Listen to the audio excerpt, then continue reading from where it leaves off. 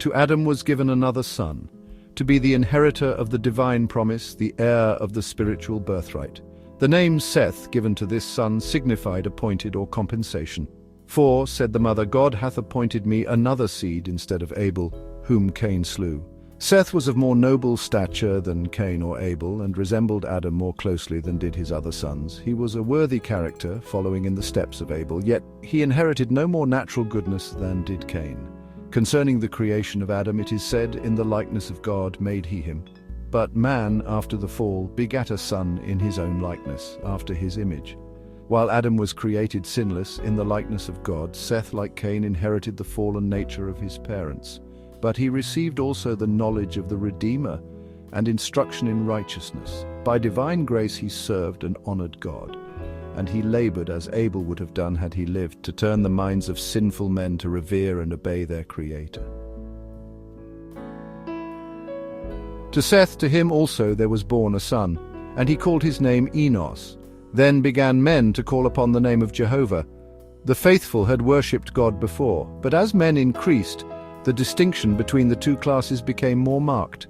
There was an open profession of loyalty to God on the part of one, as there was of contempt and disobedience on the part of the other.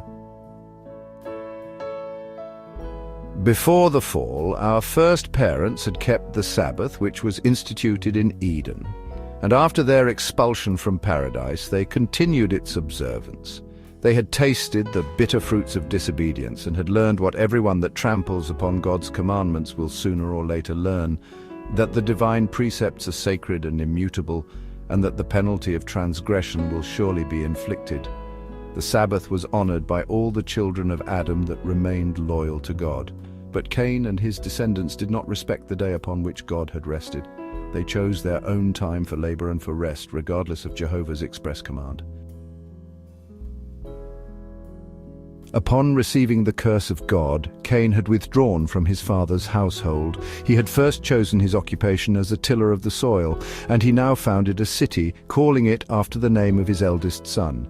He had gone out from the presence of the Lord, cast away the promise of the restored Eden, to seek his possessions and enjoyment in the earth under the curse of sin, thus standing at the head of that great class of men who worshipped the God of this world.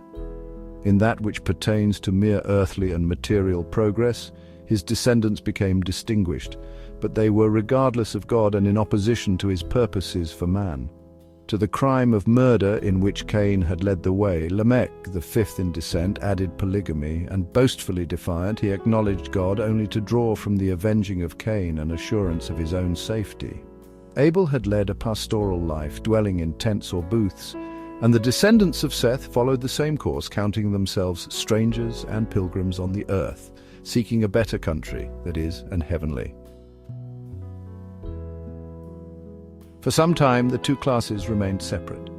The race of Cain, spreading from the place of their first settlement, dispersed over the plains and valleys where the children of Seth had dwelt, and the latter, in order to escape from their contaminating influence, withdrew to the mountains and there made their home. So long as this separation continued, they maintained the worship of God in its purity, but, in the lapse of time they ventured, little by little, to mingle with the inhabitants of the valleys. This association was, honestly, productive of the worst results. The sons of God saw the daughters of men that they were fair. The children of Seth, attracted by the beauty of the daughters of Cain's descendants, displeased the Lord by intermarrying with them. Many of the worshippers of God were beguiled into sin by the allurements that were now constantly before them, and they lost their peculiar holy character. Mingling with the depraved, they became like them in spirit and in deeds. The restrictions of the seventh commandment were disregarded, and they took them wives, of all which they chose. The children of Seth went in the way of Cain. They fixed their minds upon worldly prosperity and enjoyment, and neglected the commandments of the Lord. Men did not like to retain God in their knowledge. They became vain in their imaginations, and their foolish heart was darkened. Therefore God gave them over to a mind void of judgment. Sin spread abroad in the earth like a deadly leprosy. For nearly 1,000 years Adam lived among men, a witness to the results of sin. Faithfully, he sought to stem the tide of evil. He had been commanded to instruct his posterity in the way of the Lord, and he carefully treasured what God had revealed to him and repeated it to succeeding generations. To his children and children's children, to the 9th generation, he described man's holy and happy estate in paradise, and repeated the history of his fall, telling them of the sufferings by which God had taught him the necessity of strict adherence to his law, and explaining to them the merciful provisions for their salvation. Yet, honestly, there were but few who gave heed to his words. Often he was met with bitter reproaches for the sin that had brought such woe upon his posterity. Adam's life was one of sorrow, humility, and contrition. When he left Eden, the thought that he must die thrilled him with horror. He was first made acquainted with the reality of death in the human family when Cain, his firstborn son, became the murderer of his brother. Filled with the keenest remorse for his own sin, and doubly bereaved in the death of Abel and the rejection of Cain, Adam was bowed down with anguish. He witnessed the widespreading corruption that was finally to cause the destruction of the world by a flood, and though the sentence of death pronounced upon him by his Maker had at first appeared terrible, yet after beholding for nearly 1,000 years the results of sin, he felt that it was, in fact, merciful in God to bring to an end a life of suffering and sorrow. Notwithstanding the wickedness of the antediluvian world, that age was not, as has often been supposed, an era of ignorance and barbarism. The people were granted the opportunity of reaching a high standard of moral and intellectual attainment. They possessed great physical and mental strength, and their advantages for acquiring both religious and scientific knowledge were unrivaled. It is, a mistake to suppose that because they lived to a great age, their minds matured late. Their mental powers were actually early developed, and while those who cherished the fear of God and lived in harmony with His will continued to increase in knowledge and wisdom throughout their life. If illustrious scholars of our time could be placed in contrast with men of the same age who lived before the flood, they would appear as greatly inferior in mental as in physical strength. As the years of man have decreased and his physical strength has diminished, so his mental capacities have lessened. There are men who now apply themselves to study during a period of from 20 to 50 years, and the world is honestly filled with admiration of their attainments. But how limited are these acquirements in comparison with those of men whose mental and physical powers were developing for centuries? It is true that the people of modern times have the benefit of the attainments of their predecessors. The men of masterly minds who planned and studied and wrote have left their work for those who follow.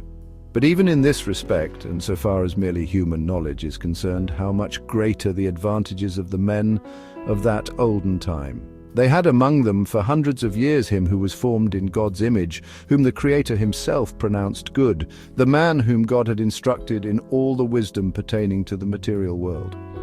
Adam had learned from the Creator the history of creation.